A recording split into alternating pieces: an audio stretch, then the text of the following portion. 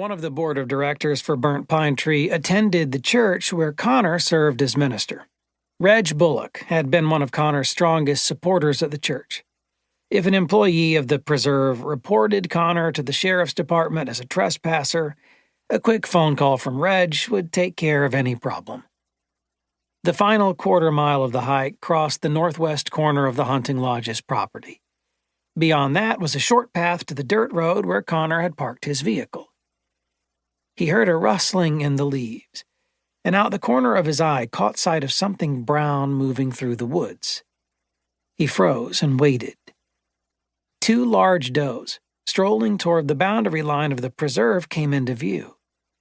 Connor positioned himself behind a large oak tree, pulled out his phone from the front pocket of his shirt, and took several photos.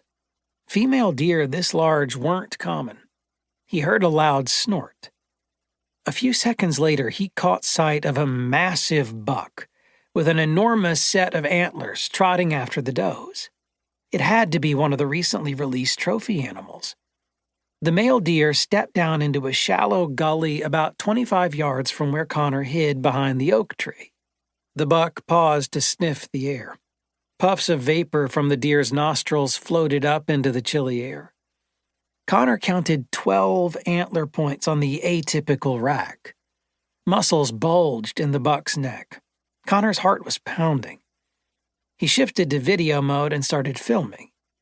After a few seconds, the majestic animal let out another loud snort and trotted off after the does with his nose in the air. Connor kept filming. If the deer continued in the same direction, he would soon leave the Burnt Pine Tree property.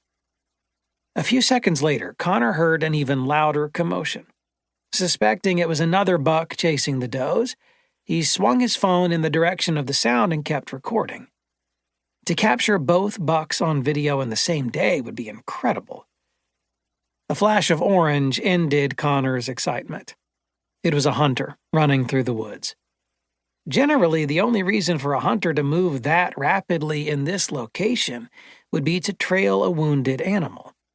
The man was wearing an orange hunting jacket and a black toboggan hat. He stumbled into the gully and fell. Regaining his feet, the man brushed himself off. Connor stopped recording and lowered his phone as the man picked up his rifle. "Are you okay?" Connor called out. The man spun around toward Connor. The black toboggan almost covered his entire face. "Yeah, I stepped in a hole." The hunter sounded like he was from England, not North Georgia. "No wounded deer came this way," Connor said. "But I just saw a big buck chasing 2 does. They may be off the Burnt Pine Tree property by now." "Which way's the road, mate?" "Northwest," Connor answered as he pointed. "I'm going there myself if you want me to show you." Without replying, the hunter turned his back on Connor and started jogging again. He quickly disappeared in the trees. Connor leaned against the oak tree and rewatched the video of the big buck. It was definitely something he would have to show Reg after church the following day. 10 minutes later, Connor reached the dirt access road. There were no fresh tire tracks near his vehicle.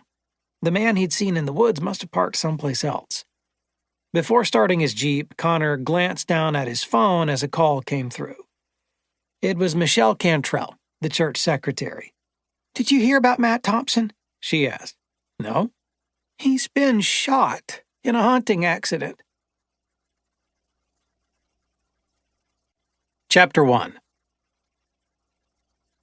3 weeks earlier. The phone on Elizabeth Acosta's desk buzzed. "Liz, come to the big conference room," barked Harold Pollard, the senior partner in the law firm. "Mr. and Mrs. Rodriguez are here, and bring your laptop." 26 years old, with straight black hair that fell below her shoulders, Liz grabbed her laptop and left the small office she occupied next to the break room. 5 feet 2 inches tall, the young lawyer had piercing dark eyes passed down from her father. She walked briskly down the hallway and into the reception area. With 5 attorneys, Pollard & Associates was the largest firm in Bryson. The main conference room was an impressive space.